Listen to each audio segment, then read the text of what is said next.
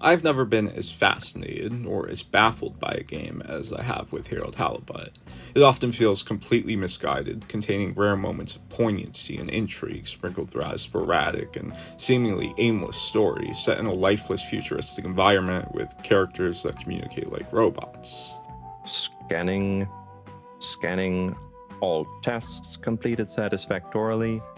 Enjoyment evaluation minimal. I picked up on all these characteristics when I played the demo a few months back, and at the time I not only put up with them, I appreciated them. Half an hour in, and I've been so absorbed by the incredibly awkward but consistent dialogue and the sheer hopelessness of this humdrum world that it all began to click with me.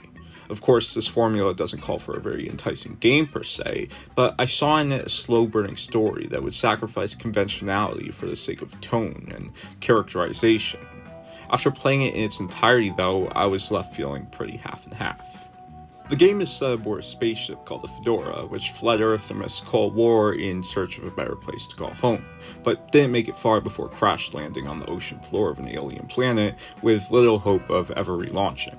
The game actually takes place hundreds of years later, where the Fedora has seemingly developed its own economy and government, and fosters a society entirely comprised of people who are destined to live and die, knowing nothing but the bleak interior of a spaceship.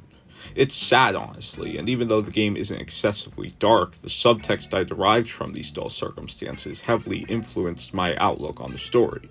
The characters appear unambitious and occasionally two-dimensional because they have nowhere to go, both literally and figuratively. Furthermore, I despise video game stories where the dialogue is acted out in a super conventional, unrealistic manner, but Harold Halibut is different because the story is all it has to offer. As such, the kind of dialogue I'd view as lazy in titles where gameplay comes first, I instead saw as intentionally esoteric, which could have just been the result of wishful thinking. The titular protagonist is a socially inept janitor with aspirations to achieve something greater than himself. In a landscape polluted by so much passive aggression, his personality definitely stands out, although his uncomfortable timidity makes the outgoing nature of many other characters all the more awkward. Regardless, he's kind of the perfect protagonist for this sort of game because he doesn't confine to any archetype, and also confines to pretty much every archetype at the same time. He's certainly not as fleshed out as he could be, despite a handful of scenes where he talks to himself about how he wants to do something more with his life. Take this improvised opera solo, for instance. My best friend is a mop. I work till I drop. And for what? No medals or treats. I don't get silk sheets, but oh, I'm the first guy they call for a leak. A number of factors, including Harold's own outlook on life, the limited size and color palette of the ship, and the dismal but understated ambient soundtrack, combine to convey recurring motifs of isolation and hopelessness.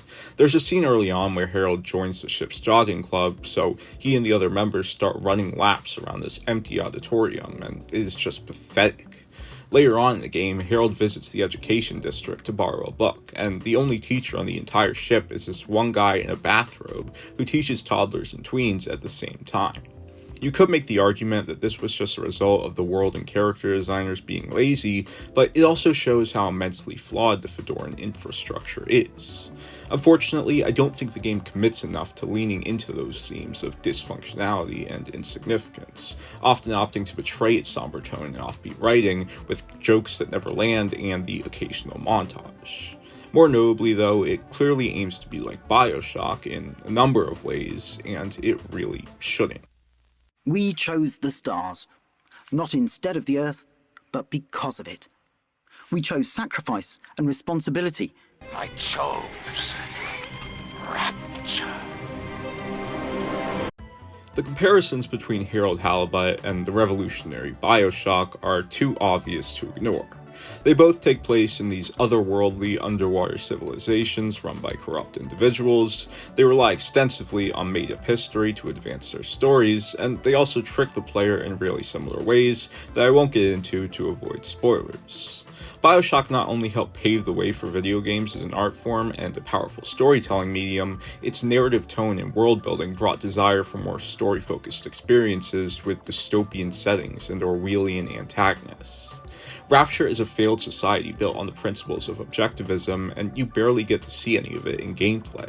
Its undiscovered scope and Andrew Ryan's cryptic, menacing monologuing really make the player feel like a little ant. The Fedora, on the other hand, is not a dystopia, or at least it shouldn't be. It's a small but active community that only exists as a result of unforeseen, catastrophic events. That's why I think its portrayal of this corrupt and powerful corporation called Allwater is ineffective. The society is far too minuscule and secluded for power imbalance and corporate greed to be compelling subject matters. Harold literally meets with the head of Allwater an hour into the game, and while she doesn't initially show her full hand, she is very clearly painted as the bad guy. Similar stories that allegorically chastise the powers that be typically contain a sense of grandiosity that elevates their messaging, and Harold Halibut's claustrophobic setting just doesn't reflect that. This problem is rarely front and center, though, due to other important plot points. About a third of the way in, we're introduced to a new character that Harold finds when cleaning out the water filter station, an alien fish called Wiyu. After an extremely rushed section of the story where Harold and his mentor teach her how to communicate with humans, she takes him back to her home cave, and we get to see a whole race of alien fishes, which completely changes Harold's outlook on life. I do enjoy Wiyu's presence in the game as she adds some direction to the narrative, but she also causes some problems when it comes to the player's perception of the story. There was already a massive disconnect between the player and the protagonist because Harold's dialogue is so outlandish and robotic, but Wiyu adds another level of complexity to that dynamic. In Steven Spielberg's E.T., Elliot and his siblings take care of E.T., and we get to see him interact with man-made products and understand human culture through the eyes of the main characters. Harold Halibut is like if the humans in that movie were aliens themselves, and E.T. was a slightly weirder alien. The problem lies in the fact that neither Harold nor Wiyu provide any semblance of humanity or relatability for us to latch onto. The most egregious example of this can be seen in their discussion of each other's economies. Wiyu is confused as to why humans invented monetization because the inhabitants of her home cave lend and borrow things under the impression that everyone is just trying to help each other out. Harold explains to her that having actual currency facilitates trade and that some humans have more money than others because they're more important. In reality, I think most of us can acknowledge the various advantages and shortcomings of capitalism, but because Harold and Wiyu are from such sheltered communities, they have equally small-minded perceptions of the world. Seeing those traits in Harold and the other Fedorans was fascinating at first, as it presented an uncanny alternate reality that still loosely mimicked our own, but all that is nullified once an entirely new species is introduced. Once that does happen, though, the story settles into a pretty repetitive state with the common goals of rescuing Wiyu's friends from a crack they fell into and making preparations for the ship to relaunch, which apparently can only happen within a specific time window that begins to rapidly approach in the second half of the game. While the details for why that is are communicated poorly, this plot point does add a ticking clock into the mix, causing the story to feel less aimless overall. However, it still drags on quite a bit as the mission objectives are just errands where you go back and forth from the cave to the ship, asking for and or giving characters items and information. There is a boatload of expository dialogue in the third and fourth chapters, and although not every character interaction appears forced in that sense, the padding does begin to show. Still, there are a handful of great, or at least memorable conversations scattered throughout, where Harold talks to his ex-girlfriend, or develops his relationship with his mentor, or joins a rebellion formed by children. Despite the occasional moments I enjoyed in the final hours of the game, it was becoming abundantly clear to me that this would not be the subversive masterpiece I was hoping for. The dialogue began to seem less intentionally elaborate and more cringy. I ended up viewing the story as thematically and tonally sporadic, believing that all my previous notions of how it would stack up to other slow-burning video game stories were total self-delusion. I'm glad to say that, to some extent, I was wrong. The penultimate chapter is profoundly pretentious, utilizing a bizarre dream sequence to portray Harold's fears and insecurities, and further characterize his relationship with Wiyu. The symbolism here is subtle as a brick, but even still, it became apparent to me that the writers knew what they were doing. I just really wish that the whole game somewhat mimicked this tone and was consistent about it, rather than waste 10 hours on expository, emotionless filler, then have this 20-minute sequence. While it and the final chapter of the game are relatively satisfying, it's just too little too late. One last important aspect to mention is the art direction. It didn't immediately register with me just how remarkable this is because there are games that look like Harold Halibut, most notably Little Nightmares. However, while the assets in that game were designed to look like clay, this is the real deal. Every character model, prop, and set piece was entirely made by hand. As impressive as that is, I think the developers kind of shot themselves in the foot by trying to create a game like this using that template.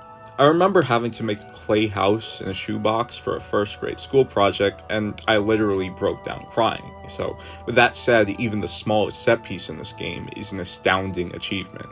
Making the ship any larger would be practically impossible, but ideally it would be a lot larger to account for All Water's control over its citizens and the fact that people have to get around using a tube system. More importantly, though, it is hard to elicit human emotions in even the most carefully crafted clay models, especially when they're scanned to be animated digitally. The syncing of characters' lips to the actual voice acting is rarely a noticeable problem, but there's only so many detailed animations for the eyes, the eyebrows, the lips. As such, characters can have trouble communicating emotions. Harold Halibut is a captivating game. As a project, I think it's an absolute success because I can only imagine most of the 14 years spent working on it were dedicated to getting the extremely unconventional art and animation style just right. And the fact that it looks like this is crazy. Looks aside, when stacked up against several other artsy, combatless experiences with stories that revolve around coming of age and such, it falls flat and drags on for far too long. I'm still glad I played it though, because it demonstrates the uniqueness of video games as a storytelling medium, for better and for worse. Its narrative and atmosphere are intentionally mundane, and while that wouldn't be a huge problem in a movie, it can cause issues when the player has to navigate that story and world for themselves. At the same time though, having to repeatedly engage with this world and its characters for numerous hours is what makes it possible to become fully consumed in such a strange atmosphere. I can't tell if the people who really loved Harold Halibut are just easily impressed by any dogshit video game story, or if they saw its potential fully realized, whereas I saw wasted potential.